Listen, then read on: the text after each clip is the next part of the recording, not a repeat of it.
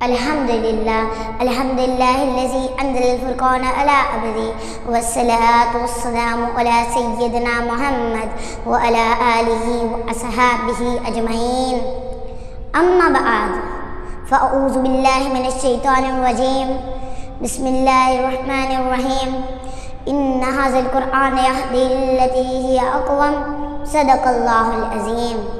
میرے واجب الاحترام حضرات، اساتذہ کرام، علماء کرام اور میرے ہم مکتب ساتھیوں اور مجمع میں بیٹھے ہوئے نوجوان سرپرست حضرات، السلام علیکم رحمۃ اللہ وبرکاتہ۔ آج میں آپ کے سامنے جس موضوع پر لب کشائی کرنا چاہتی ہوں وہ ہے عظمت قرآن۔ قرآن مجید وہ عظمت والی کتاب ہے جس کے اندر کسی شک و شبہ کی گنجائش نہیں۔ قرآن مجید وہ عظمت والی کتاب ہے جو ہمارے لیے رہبر ہے۔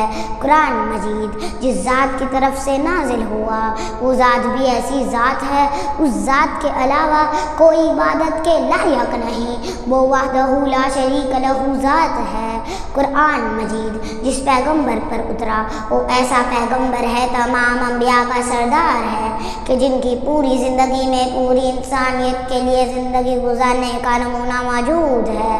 قرآن مجید دو فرشتہ لے کر آیا، وہ فرشتہ تمام فرشتوں کا سردار ہے، وہ ایسا فرشتہ ہے رب کائنات کے نزدیک مرتبے والا ہے۔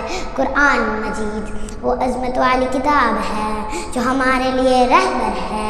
قرآن مجید وہ عظمت والی کتاب ہے جو حق اور باطل کے درمیان فرق کرتی ہے۔ پھر کیوں نہ کہوں یا الہی تو ہمیں عامل قرآن کر دے، یا الہی تو ہمیں عامل قرآن کر دے، پھر نئے سرے سے مسلمان کو مسلمان کر دے۔ سامعین مکرم، اب ذرا اسلاف سے قرآن مجید کی عظمت معلوم کرتے ہیں۔ کسی نے امام اعظم ابو حنیفہ سے پوچھا، امام صاحب آپ نے قرآن کو کیسا پایا؟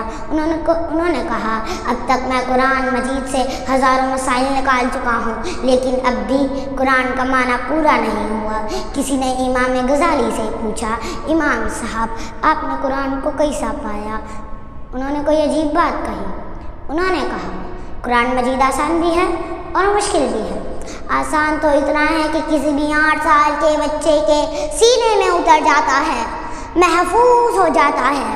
مشکل تو اتنا ہے کہ 1400 سال سے علماء، مفتیان، مفسرین قرآن میں غوطہ زن ہے لیکن اب بھی کوئی بھی اس موتی کو حاصل کرنے میں کامیاب نہیں ہو سکا۔ کسی نے امام احمد بن حنبل سے پوچھا، امام صاحب آپ نے قرآن کو کیسا پایا؟ انہوں نے کوئی عجیب بات کہی۔ انہوں نے کہا، ایک دفعہ خواب میں نے اللہ کی زیارت کی۔